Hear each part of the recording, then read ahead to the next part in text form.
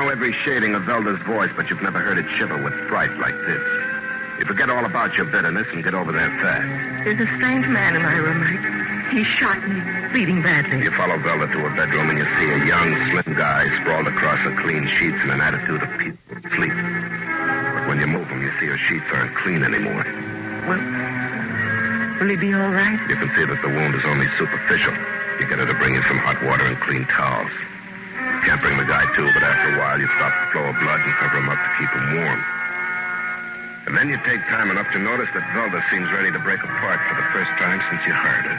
Don't look at me like that, Mike. Now, you better get hold of yourself. There's nothing wrong with me. Oh, no, let us think. I suppose it was a surprise. Surprise? I heard some noise at my door. I thought you'd come back, and when I opened it, this man fell in. Oh, Mike, it was terrible. You didn't see who shot him? No, I don't know a thing about it. Okay, Velda.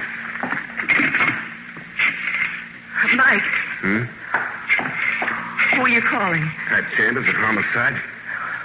Why? Well, why do you think the law says all bullet wounds have to be reported to the police? Please, Mike. Put the phone down. But, Velda, Please. What's the deal? I don't want you to report this. Can't you make one exception? The law doesn't believe in exceptions. What's the matter with you, Velda? You want me to lose my license? If there isn't a very good reason, isn't enough that you know. What's the very good reason? I've led a very quiet life. I've never been involved in notoriety. Well, I wouldn't know. You never asked me about my past. If you had, I'd have had nothing to tell you. No scandals. Those were your terms. Well? Sorry, the reason isn't good enough. Oh, wait, Mike, please. Oh, there's another reason. The real reason? Yes. The man in there, he's the reason. And what's that supposed to mean? Mike, he's my brother.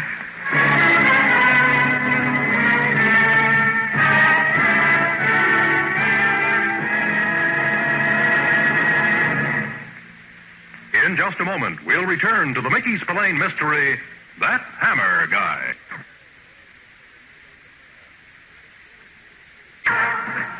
And now, back to the Mickey Spillane mystery, That Hammer Guy.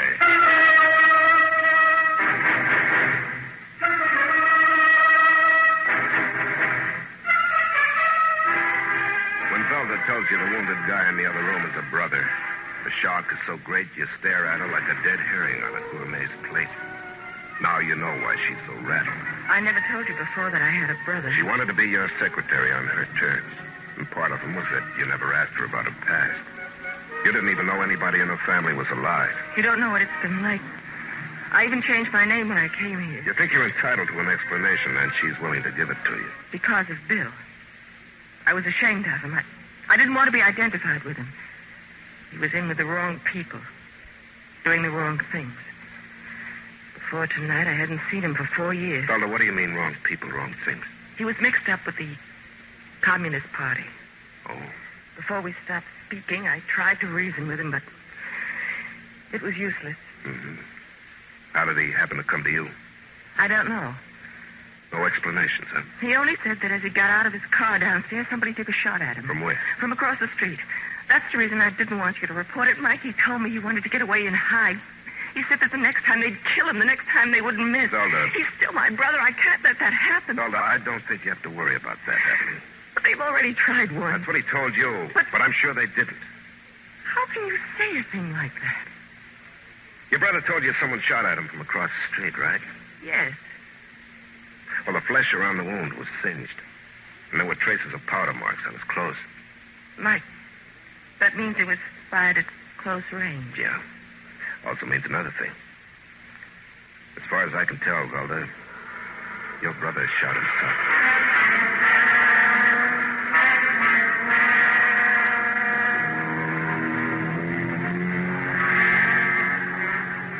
Velda makes you some coffee and you sit around and smoke a deck of cigarettes until her brother comes to. I don't want to talk about it. I just want to die. The way you're feeling, you wish he would. But all you do is convince him he'd rather stick around here than be called for by the FBI. The only way he can do that is to level with you. You're certainly not very sympathetic about a guy who's been shot. I'd hate to tell you how unsympathetic I can be. Suppose you're referring to my political connections? If you can call it that. We all make mistakes. Well, sometimes a guy tries to correct them. They wouldn't let me out. Yeah, you must have tried real hard. No, I really didn't. At least you get an A for honesty. I can't afford to be otherwise now. Your sister tried to talk some sense into you 4 years ago. 4 years ago, I was younger. You know what it is to be a young guy and broke? Is that why you belonged? My only reason. I was a paid courier. I wasn't interested in politics or party dogma, just money. I was paid for my work, and I didn't ask questions. Why'd you shoot yourself? Shoot myself? Where'd you get that idea? I told Velda what happened. You just lost your A for honesty. He won't believe me now. Try again, maybe you'll be lucky. What I'm going to tell you is the truth. Keep trying. With that attitude... What do you expect? The truth was never taken too seriously by your comrades, was it? I told you I wasn't concerned with dogma, didn't I? Yeah, you did. Now convince me. I was in it only for the money. I never asked questions. Well, this afternoon I had to ask myself a question. The $64 one. Why? I was to deliver an envelope at 4 this morning to a man who'd be waiting for it at the corner of 24th and Lake Street. What was in the envelope? I don't know. They never told me what I carried. Go on. Well, this morning, just as I was getting into my car in front of my hotel, someone fired a shot at me. I thought I told you I proved you shot yourself. Oh, you don't understand. That shot missed me. I got away. I needed help, a place to hide, so I came here to my sister. But you did shoot yourself. Yes. I had to. Why? I knew Velda wouldn't help me unless I could get through sympathy, prove I was in serious trouble. But told her the truth, she wouldn't believe. You think I believe you now? I suppose not. What's the difference? Okay. What kind of envelope are you supposed to deliver? 9 by 12 plain brown manila envelope. You don't know what's in it? I told you I didn't. Where is it now? I wanted to get rid of it, so I checked at the parcel room in the bus station. Have the receipt? In my wallet. On the night table over there.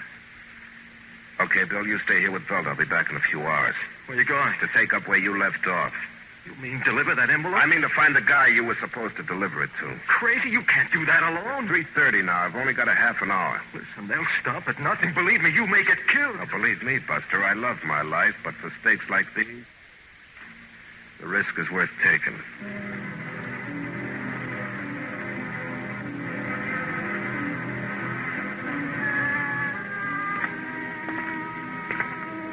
So at 5 minutes to 4 in the morning, you find yourself anchoring down the damp sidewalk of a waterfront street with a brown manila envelope under your arm. You don't know whether to figure yourself for the hero or the victim in this cloak and dagger bit. You try not to think about it as you approach the rendezvous. First, you think it's your nerves slapping at the side of your haircut, but then you're sure that the faint echo of footsteps behind you are for real. You stop.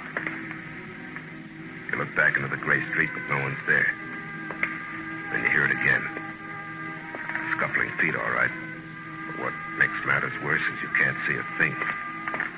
All you can do is keep walking. You almost reach the corner when... Just a minute. What? Do you have a light? A light for my cigarette. Is that all you want? What do you think? That's all you'll get. Here. Thanks. Oh, wait. I thought all you wanted was a light. Don't get fresh. You forgot your matchbook. Well, they're a present to remember me by. Do as I say, Mr. Hammer. Please, don't walk to that corner. It's a trap. What? That man who's been following you. There's another one waiting at the corner. Turn into the alley right ahead. I'll meet you around the next block. My car is parked in front of the warehouse. It's a black sedan. Well, you look more like the convertible type. And you're going to be converted into a hamburger if you don't do as I say. Who are you? Anything but what your wounded friend is. I'll explain the rest in the car. You don't ask any more questions. You turn into the alley, then break into a run along the narrow passageway towards the next block.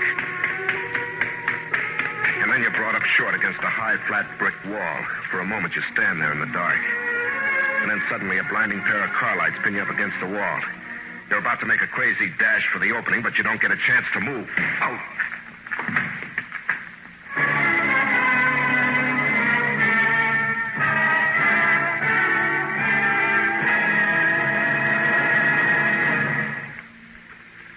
In just a moment, we'll return to the Mickey Spillane Mystery. That Hammer Guy. And now back to the Mickey Spillane Mystery. That Hammer Guy.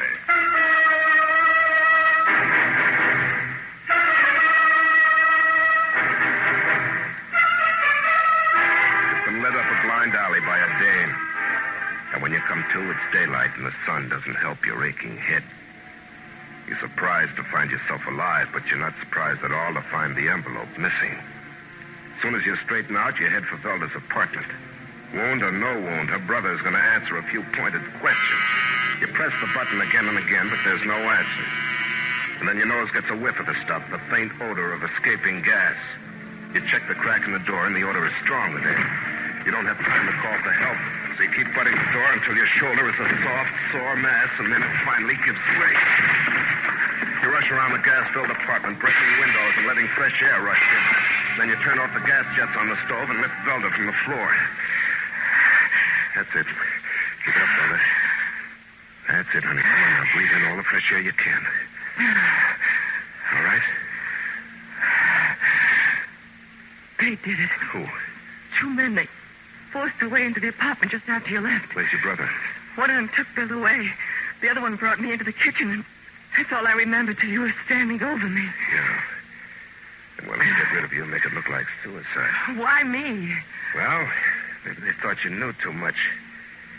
You were quite expendable like everyone else is who stands in their way. But, Bill, what happened to him?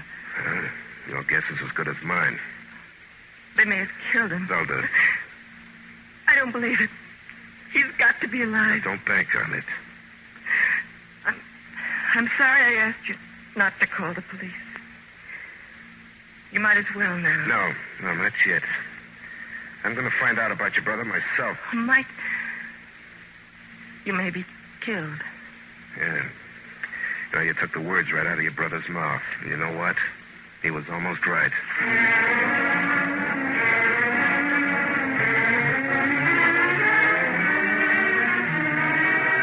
You make Velda think you've got something up your sleeve, but all that's there is a dirty shirt cuff. That and one other thing. When you went through her brother's clothes, you found a hotel key, and that's where you go now. That's the only place where you can begin. I'm sorry, sir. No room's available. I don't want a room. I want a guy in a room. Sure he lives here? Sure, room 712. You must be mistaken. That room's occupied by a lady. Oh, now, you wouldn't want to bet on that. I don't want to take your money. She's a Marion Reed. Yeah, a tall, blonde dame, about 30. What's this to you? Well, that's the woman I'm looking for. Hey, what is this? When did you see her last? Get out of here. After my quit. I'll call the police. Here I am. Start calling. Oh, I'm sorry, sir. Didn't know you were the law. Get the apology. Just answer the question. Well, I saw her about 20 minutes ago. She went up to her suite with a man.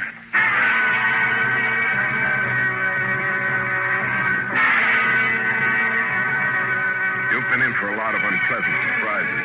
When you get to the door, you hope that you can turn one over to the occupant of the apartment. When she opens the door, you're ready for it. What do you want? My matchbook. I decided I didn't want you to remember me after all. Why, you get your foot out of my door. Come in. Who are you? Oh, that old routine again. What do you want? A guy named Bill. It's obvious you have the wrong room. And so is Bill. You just came up here with him. That's ridiculous. Now I suppose you're going to tell me you never left this room. I have. Just for a few minutes to run downstairs for a pack of cigarettes and a newspaper. Oh? Well, that's going to be a little hard to prove. I don't think it will be at all. Will it, Bill? Not at all. She's been here in this room. You can prove it by me. I got a message from your sister, Bill. I have no sister. Too bad she believed you this time. You'll have to believe me, too. Not anymore. Just this time. Or at least try to believe that this gun goes off. They close the door in your face and you leave. On your way home, you stop off to tell Velda her brother's alive. I suppose I should say that he's better off dead. Now, you don't have to say anything. It was all a trick. Yeah, we were both used as goats. He didn't say anything when you told him they tried to kill me? Velda. Anything for money. Even my life. Now, look. It's not over yet. What do you mean? They're going to have to come to me. And they won't lose any time.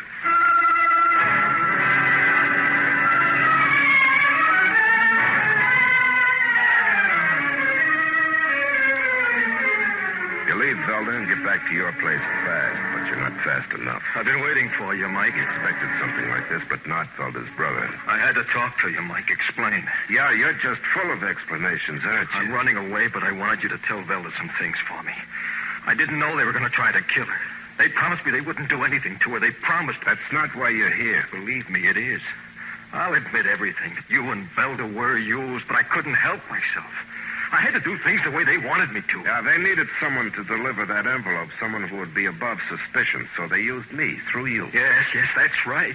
And I had to go along with it. It was the only way. The easy way for you. There was no other. There is no easy way in this kind of fight. A lot of good guys found that out in Korea. I don't have much time, Mike. You don't have any. Time ran out for you and your friends. Just wanted to tell you how sorry I am about the whole thing. You're going to be even sorry. Stay right where you are, Mr. Hammer. Or I fire. Mike, I had no idea that she followed me here. No, of course not. Well, you can believe him now. For all the good it'll do either of you. All right, Mr. Hammer. The envelope. Envelope? You're just wasting time. I found out a little while ago that the envelope we had you deliver for us had blank papers in it. Oh, really? You switched envelopes, didn't you? Well, you got the idea. Oh, that was very foolish. I had nothing to lose. Just your life. You know, the list of names in that envelope made very interesting reading. Particularly all the espionage drops. Where's the envelope, Mr. Hammer? Well, it's somewhere in this room. Mm-hmm. Get it. You know, it's funny. My mind just went blank. I can't remember where I put it. You've got 3 seconds. Such a lousy memory. In exactly 3 seconds, I'll fire. No, you're not going to.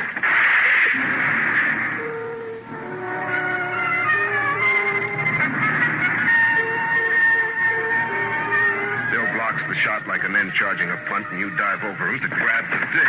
You grab her gun hand and bend it back the way it doesn't move. She gets the teeth into your free hand, and when you tear it away, her head almost comes along with it. She flies back and bounces against the wall. Then she slides down on a heap of messed up clothes. You get over to Velda's brother as fast as you can. Mike, it's no flesh wound this time, is it? He wants to say one more thing, and you don't try to stop him. You were right, Mike. No easy way. But this is the best, isn't it? You never get a chance to answer that question. But you can tell by the fixed smile on his face that he really found the answer himself.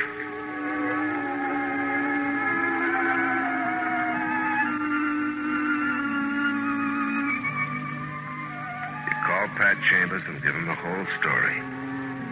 And you ask him to relay it to Velda because you can't. The next morning, you drag yourself down to the office. You walk in hating the idea of facing those seedy walls, that chipped file cabinet, and the dusty window because you know that something's going to be missing. Good morning, Mike. But that something isn't missing after all. There's nothing important in the mail. Just a couple of bills. You can tell by her voice, by the way she looks, that she doesn't want to talk about it. And you know it'll never pass between you two again.